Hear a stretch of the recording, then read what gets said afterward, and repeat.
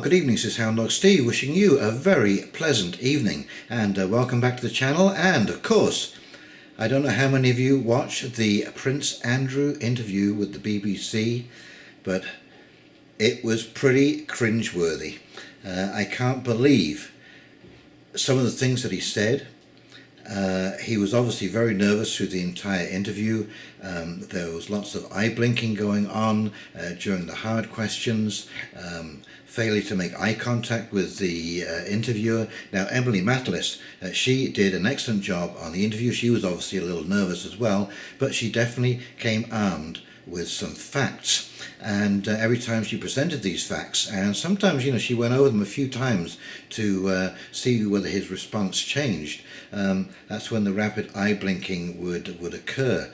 Now, it's a very interesting connection throughout the interview. Now, I'm going to link the interview, the entire interview below, and also some of the newspaper links that show the photographs and the video of him at a disco where he is puffing and grunting and sweating because that's one of his excuses, you see. He said that he had an overdose of adrenaline during the Falklands War and he couldn't sweat, and that's why the definition of Virginia Giuffre, who said that he was sweating at a discotheque trance, couldn't be true.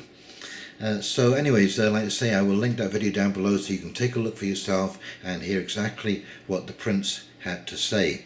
But I just want to cover a few little things that I noticed that I thought was kind of interesting.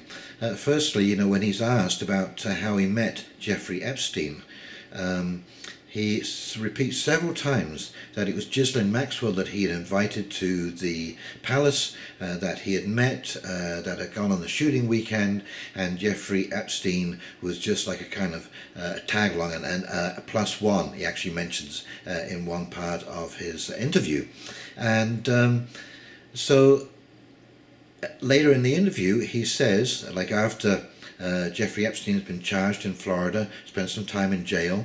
It's about 4 years since he's seen Jeffrey Epstein, and but he decides that he has to go and see Jeffrey Epstein in person to tell him that he can't see him anymore. Now, if you know anything about the royal family, they drop people all the time, and the secretary sends out a brief but polite letter, and that's that and all about it. And so, I mean, if you're trying to disassociate yourself, why would you want to even go face to face? He's then photographed, and of course he has to say something because he was photographed taking a walk with Jeffrey Epstein, having a conversation. And on top of that, why would you stay 4 days? You know, why would you even stay at Jeffrey Epstein's mansion? And then of course the witnesses said that he'd got a foot massage there from a young lady. He denied that completely. There's a lot of denial goes on throughout this interview. Denied that he had even met this woman, that he'd been to tramps with her. He said he didn't drink and he didn't party. And of course up pops some pictures from Tropez where he's partying away and dancing the night away with some young women and so on and so forth, at a disco, like I say, puffing and grunting and sweating, when he said that it wasn't possible for him to sweat. So these are all little contradictions. You know, the internet is a wonderful place, and boy oh boy, you better not be trying to cast some doubts on the internet, because people can research so quickly your past and come up with contradictions. And so, you know, he didn't remember a lot. He didn't remember the woman, he didn't remember the incident, he didn't remember the photograph, and I'm going to show you the photograph in a second. Now, of course, the one thing that he did remember distinctly, you know, after 19 years, was the night that he was supposed to have been at Tramps with Virginia Giuffre. I hope I'm pronouncing that correctly. He was at a Pizza Express in Woking, taking his children to a pizza party. And again, I can't believe the irony of being, it couldn't be anything else but a pizza parlor, could it? And I think you'll all get what I'm talking about on that level. But yeah, I thought it was kind of interesting that that was the one thing that he remembered absolutely distinctly, that he and his wife would take it in turns to be with the children, and that night it was his particular turn, and they went to a pizza palace, or pizza Express in Woking, and he said that he remembered that distinctly, because it's rare for him to go to a pizza place. He also said that the clothes that he was wearing in the photograph in London at Ghislaine Maxwell's house were the wrong clothes, because he always wore suits apparently when he is in London. And of course some of the reactions from the Prince were just absolutely tone deaf. At one point he mentions that the behaviour of Jeffrey Epstein was unbecoming, and the interviewer says unbecoming. He was a sexual predator. He said, well, I was being polite. At one point he's asked what he learned from the whole thing, and he actually said that he learned quite a lot from Jeffrey Epstein, and then of course clarified it in a business sense. But and also he said that he never saw anything. Like, he stayed for 4 days in this mansion when he was telling Jeffrey that they couldn't be seen together again. And again, you know, if he's just a sort of third-party kind of friend, sort of a Ghislaine Maxwell +1 type of relationship, what's the big deal with going over and staying 4 days and, you know, staying for a dinner party? That in his honour, although he denies that as well. But he said that whilst he was there, now apparently, according to other witnesses, Jeffrey Epstein's mansion was really like Piccadilly Circus. There was people going in and out all the time, especially young girls. There was people getting massages, foot massages, so on and so forth.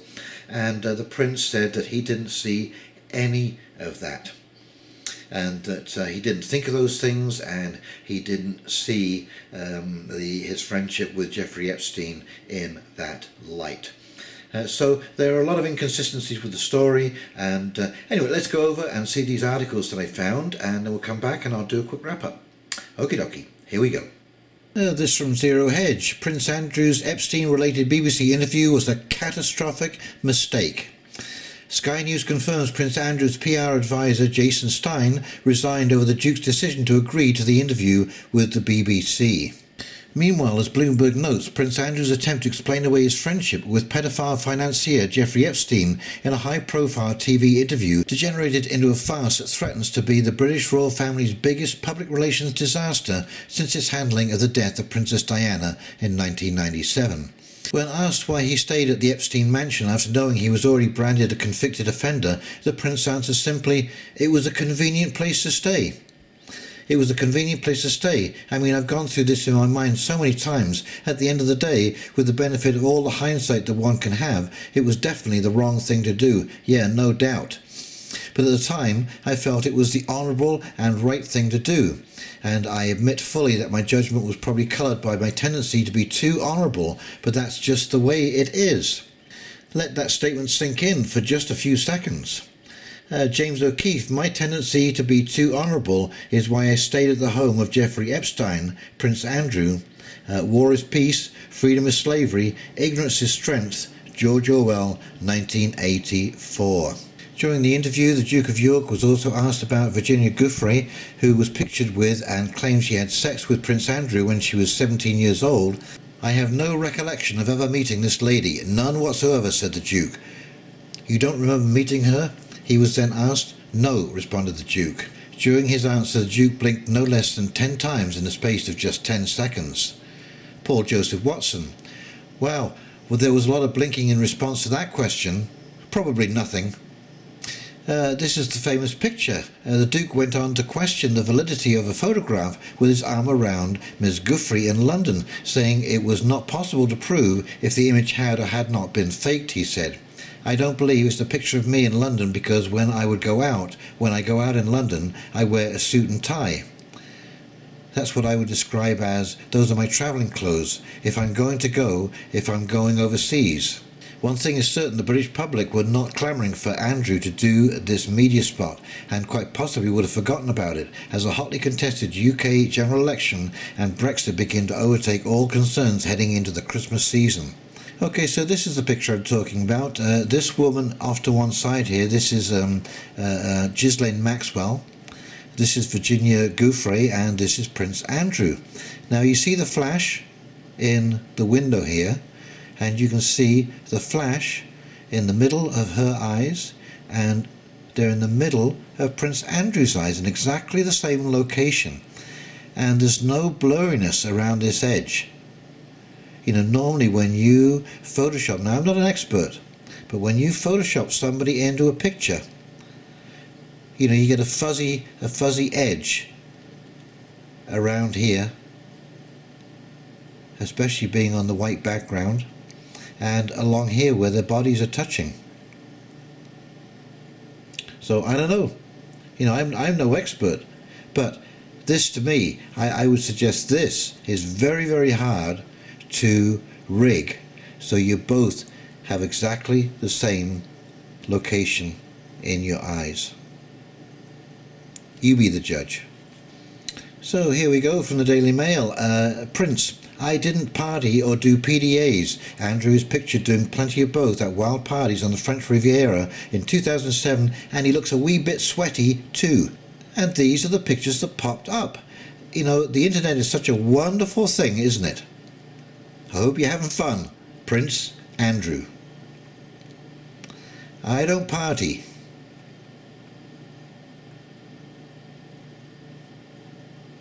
Yep. But now, I don't know if this is going to get picked up by the camera here, but right here, this looks for all the world like it is moistened, like it's damp, where he's been sweating. And you can see, you know, when you sweat, how your hair kind of goes like this into these little clumps here and round here, and you can see she's been sweating. You can see the shininess on the side of her face, and also you see a shininess around here on the prince. Same here too.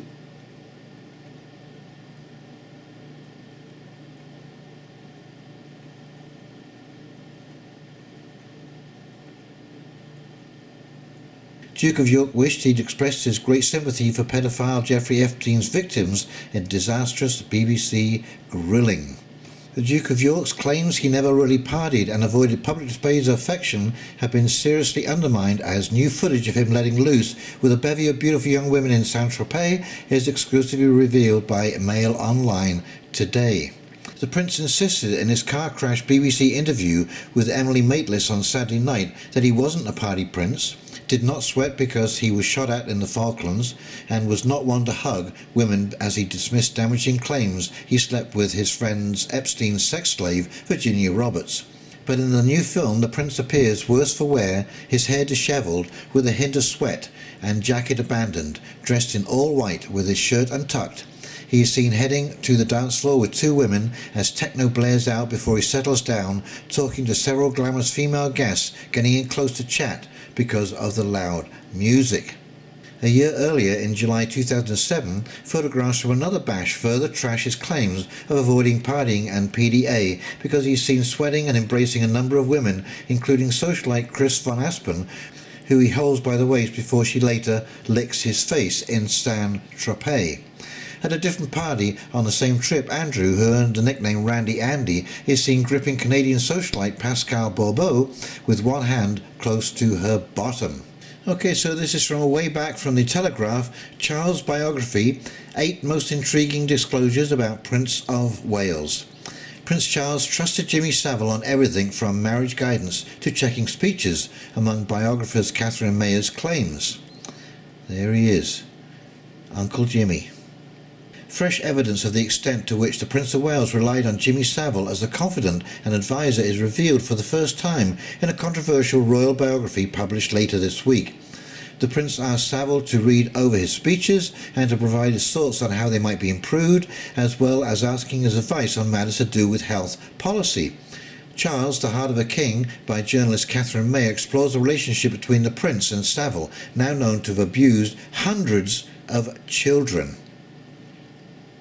So it's an interesting connection that his elder brother would have such a close relationship. And of course, both Prince Charles and Jimmy Savile have been to Epstein's Little St. James Island in the Virgin Islands for numerous visits.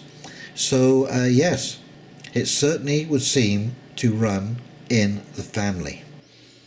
Now the prince has tried to distance himself and the palace and his mum, the queen, from all of this stuff, and he mentioned several times that it had nothing to do with the palace. It was by his invitation, and it was almost made to seem like a third party situation. So, as many people have noticed, this interview was an absolute public relations disaster. His public relations advisor had quit his job over this very issue because he had warned him not to do this interview. So who knows why he made this interview. It certainly was against the better judgment of his advisors, but for whatever reason, maybe he was being blackmailed by Jeffrey Epstein and Ghislaine Maxwell. I mean, that was the game that they were in.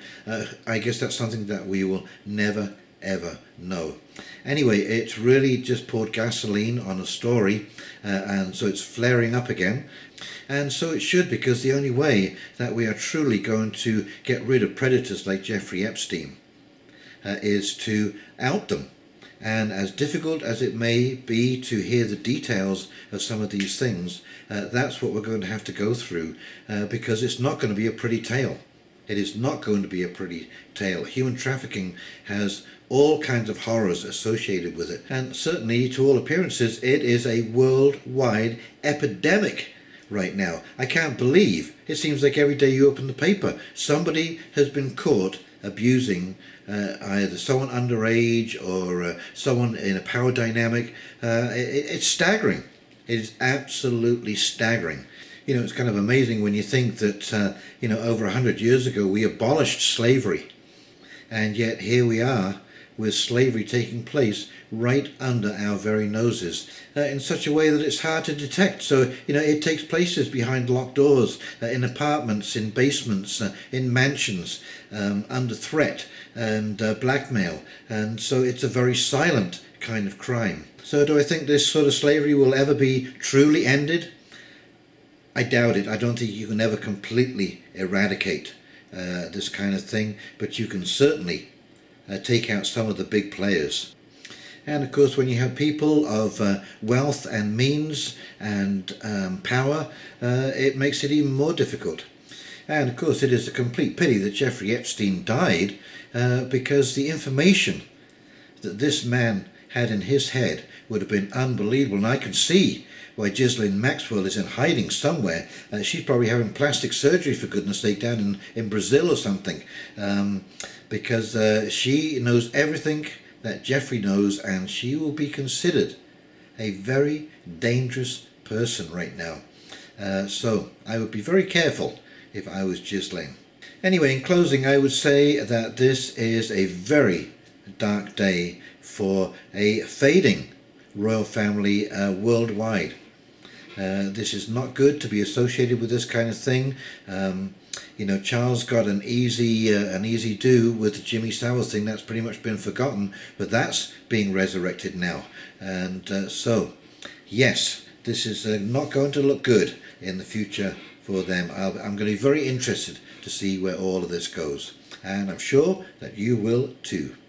Anyway, in the meantime, if you enjoyed this video, please like, comment and subscribe below. And this is Hound Dog Steve signing off, wishing you a very pleasant evening, and we'll talk very, very shortly. See you now. Bye.